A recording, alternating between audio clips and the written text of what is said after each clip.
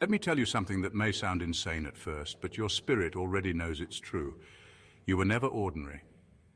You were never safe. You were never supposed to blend in because you were chosen. And not by man, not by popularity, not by religion, not by bloodline or birthright, but by a God who whispered your name before time had a clock. While others were being formed, you were being forged. While they got blessings, you got battles. While they got platforms, you got pits. But here's the secret hell doesn't want you to know.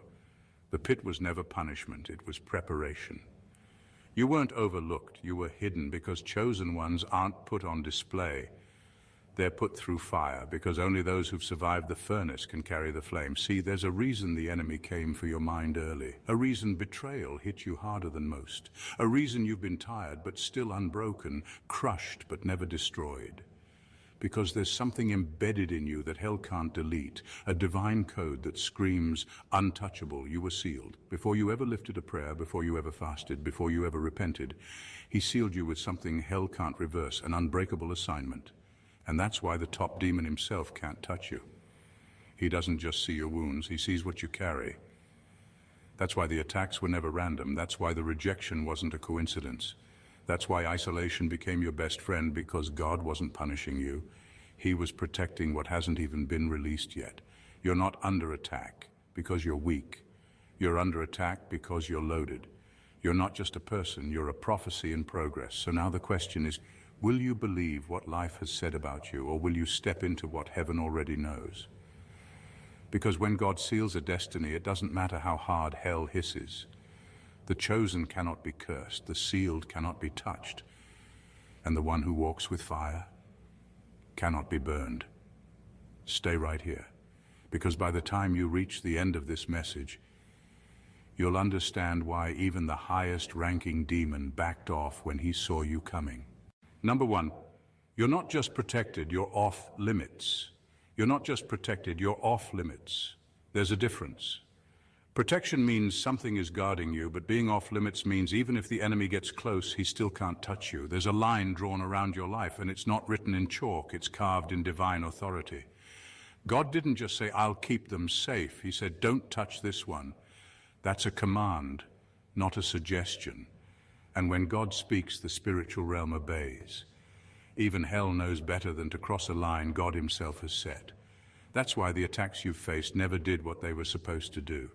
You've been hit, yes, wounded, yes, but never destroyed, never taken out. That's because there's a layer over your life that goes beyond logic. It doesn't make sense why others crumbled under pressure you survived, why others lost their minds in storms that you somehow walked through. It's not that you're stronger, it's that you're sealed. See, the enemy studies people. He knows weakness, he tracks patterns, but when he gets to you, he sees something different. He sees a life with heavenly orders stamped all over it. He sees boundaries he can't cross. He sees divine warnings that say, access denied. It drives him crazy. So instead of attacking you directly, he sends distractions, confusion, delays, people who carry chaos. But it never really works. Why? Because even in your lowest moments, there's something in you he can't crack. That's what happens when you're chosen. You're not just watched over, you're marked. And being marked by God doesn't mean life gets easier. It means hell recognizes you as a threat, even when you don't feel like one. But it still can't reach you. You're not vulnerable the way others are. You walk with a seal that can't be forged, faked, or forced open. You're not just protected. You are untouchable, not because of who you are, but because of whose you are. Number two, you're not in a battle. You are the battlefield. You're not in a battle. You are the battlefield. That's why your life has felt like a war zone since the beginning. You weren't just born into conflict, you attract it, not because you're weak, but because you carry something that forces light and darkness to collide. Wherever you go, something shifts, atmospheres change, people get uncomfortable, things either break off or break loose. That's not random, that's spiritual. You don't step into battles, you become the ground where battles are fought. There's a reason you've always felt like you were being pulled in two directions, like you're in the middle of something bigger than you. That's because you are. You carry weight, and not just emotional weight. Spiritual gravity. When you walk into a place, there's an invisible line drawn. One side is trying to push you into purpose, the other is desperate to distract or destroy you. That tension you feel isn't confusion, It's evidence that both kingdoms recognize what you carry. You think you're just going through life, but life has been coming through you. Every breakdown, every battle, every unexpected attack. It all makes more sense when you realize you're not just caught in the crossfire. You are the fire. You're the territory God's trying to reclaim, and the enemy is trying to sabotage. That's why you wrestle with heaviness that others don't feel. That's why people are drawn to your light, but also try to dim it. You've been wondering why peace seems temporary, and rest always gets interrupted. It's because your very existence is disruptive to darkness.